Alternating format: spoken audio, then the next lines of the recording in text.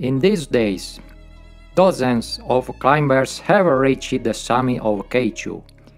The ratio of paying climbers to staff, international mountain guides, Sherpas and local support climbers is as wide as on Everest. Among the throng, there is one confirmed summit without oxygen, Stefi Troguet of Andorra. Troguet is now on her way back to base camp. Kristine, Arila and Dawa Onchu badged their 8,000er in a row as part of their project to climb the 48,000ers in only 6 months. Tseng climbed with Nima Gyaltsen Sherpa and Nigma Dori Tamang, who, as guides, did use bottled oxygen. Tseng reached the summit at 7:30 am. That's sensibly earlier than Stefi Troguet, who reached it nearly 11 am. Kristine Arila made the top of K2 between 2:30 and 4 am in the morning. Among the celebration and excitement, there is a casualty to report. Ali Akbar Sakhai of Afghanistan has died on the mountain, at Camp 3 for altitude sickness. He tried to be the first Afghan climber on K2. While all the attention focused on the record number of summits in a single day on K2, a series of dramatic and still unclear events occurred on neighboring Broad Peak. On the night of July 19, 2022, Italian mountaineer François Cazzanelli prepared to leave for the summit of Broad Peak.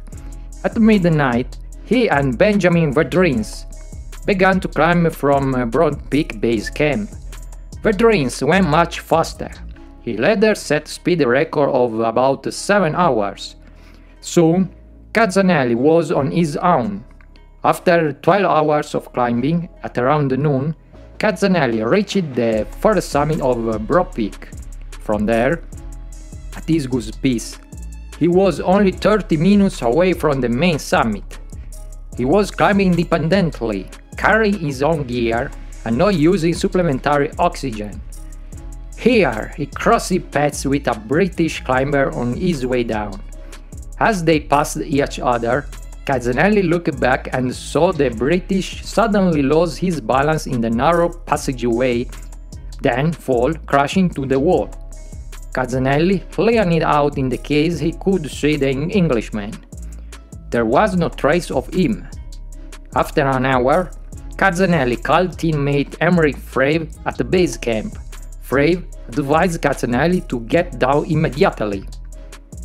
Meanwhile, Canadian climber Richard Cartier of Quebec has gone missing on the lower slopes of K2. Cartier and his companions were descending from acclimatization round after 2 long days at altitude. On July 19, they reached the 7,000 meter after 60 hours of climbing. Not surprisingly, they reported feeling very tired that day. Still, they decided to climb even higher yesterday, reaching lower Camp 4.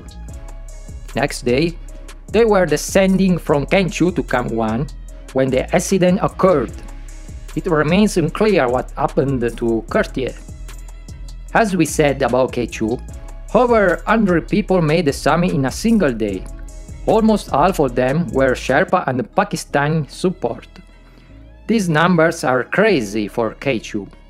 More teams, including some independent groups, will try to summit K2 in the next few days.